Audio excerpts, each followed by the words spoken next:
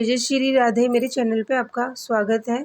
आज की वीडियो में फ्रेंड्स भादो मास के प्रदोष की पूजा विधि क्या है वो जानेंगे और भादो मास में जो अंतिम प्रदोष है भाद मास का वो कब है ये सब भी जानेंगे। तो फ्रेंड्स जो भादो मास के शुक्ल पक्ष की प्रदोष है जिस दिन 5 सितंबर को दिन शुक्रवार के दिन ये व्रत है और इस दिन कहते हैं शिव जी की आराधना करने के लिए पूजन करने के लिए विशेष दिन होता है। और फ्रेंड्स जो ये भादो मास की अंतिम जो प्रदोष है ये 5 सितंबर को दिन शुक्रवार के दिन पड़ रही है और कहते हैं शुक्ल पक्ष की जो है शुक्रवार के दिन अगर प्रदोष पड़ जाए ना तो ये विशेष मनोकामना पूर्ति करने वाला दिन होता है।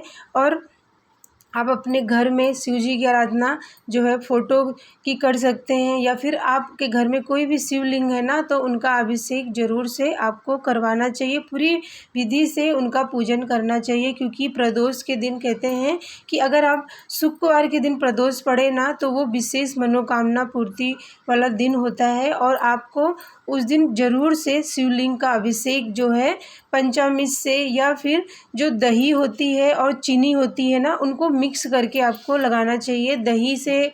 और फ्रेंड्स जो शक्कर होती है उसको मिला लें और शिव जी का जो आप किसी भी शिवलिंग पे अगर अभिषेक करते हैं तो इससे कहते हैं आपका शुक्र ग्रह जो है वो बलवान होता है। क्योंकि जब शुक्र ग्रह हमारा बलवान होता है ना तो उससे हमारे धन आता है, ज्वेलरी हमें मिलती है, हमें सौभाग्य की प्राप्ति होती है, सारे ऐश्वर्य का दिन होता है शुक्र। तो इसीलिए फ्रेंड्स शुक्रवार के दिन विशेष करके शिवलिंग का अभिषेक आपको ज़रूर से प्रदोष काल में या फिर सुबह के समय में आप ज़रूर से करें। अगर आप हर प्रदोष पे कहते हैं जो हर महीने की जो शुक्ल पक्ष की और कृष्ण पक्ष की ये प्रदोष आती है ना उसमें से अगर शुक्रवार के दिन प्रदोष पड़े तो वो विशेष मनोकामना पूर्ति करने वाला दिन होता है।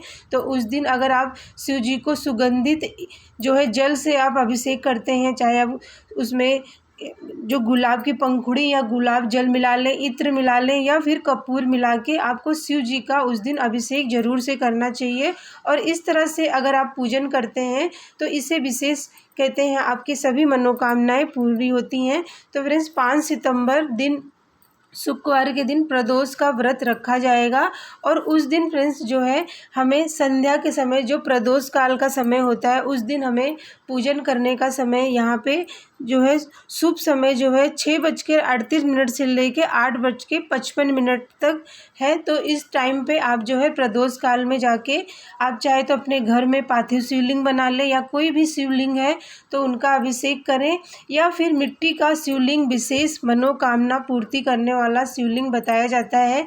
कोई भी विशेष मनोकामना है जो आपको पूरी करनी है ना फ्रेंड्स तो इस दिन शुक्रवार भी है तो आप उस दिन पार्थिव शिवलिंग का निर्माण करके आप जो है भोलेनाथ की पूजा करके और उनकी सेवा करके ना आप अपनी मनोकामना पूरी कर सकते हैं। क्योंकि शिव जी के जो प्रदोष होती है शिवरात्रि होती है उस दिन कहते हैं पूजन करना बहुत ही उत्तम फल देता है। और प्रदोष काल में जो प्रदोष पूजा अगर आप करते हैं तो पूरी विधि विधान से करें और इस दिन शुक्रवार भी है तो आपको जो है शिव जी पे जो है गंगा जल सुगंधित जल मिला के अभिषेक करें और दही और चीनी का आपको उनको लेपन करके मतलब उनको अच्छे से लेप करके और फिर शुद्ध जल से उनको स्नान करके उनका श्रृंगार करें। आप उन पे जनेऊ अर्पित करें, आप उन पे बेलपत्र होता है जितना सामग्री भोलेनाथ जी को चढ़ती है ना वो चीज़ें आप उनको चढ़ाएं। सुगंधित इत्र अपने हाथों से लगा लें और उनकी शिवलिंग पे अगर आप रगड़ के उनको स्नान करवाते हैं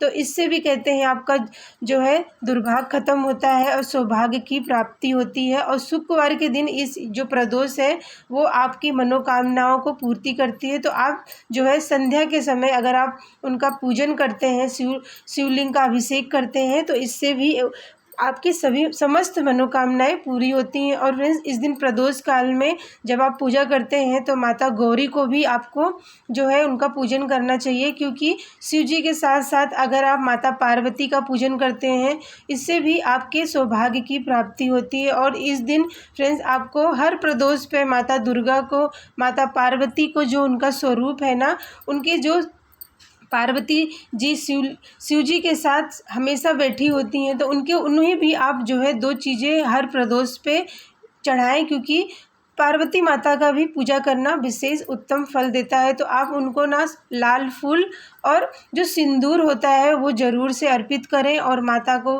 भोग, शिव जी को या माता रानी को आपको जो है बतासे का सफ़ेद चीज़ों का भोग लगाना चाहिए। और इस तरह से अपने घर में या बाहर जाके मंदिर में आपको शिव जी का अभिषेक जो है करना चाहिए। तो समस्त मनोकामनाएं और जीवन के जो समस्त सुख है ना, वो शिव जी के पूजन करने से और उनकी आराधना करने से हमें मिलता है। तो हमें प्रदोष काल में ये पूजा ज़रूर से करना चाहिए। तो यहाँ पे फ्रेंड्स मैंने आपको बताया कि हमें जो है भादो मास के जो प्रदोष है वो कब है, उसका पूजन विधि का क्या है। तो मिलती हूँ मैं फ्रेंड्स आपको अगली वीडियो में, तब तक के लिए जय जय श्री राधे।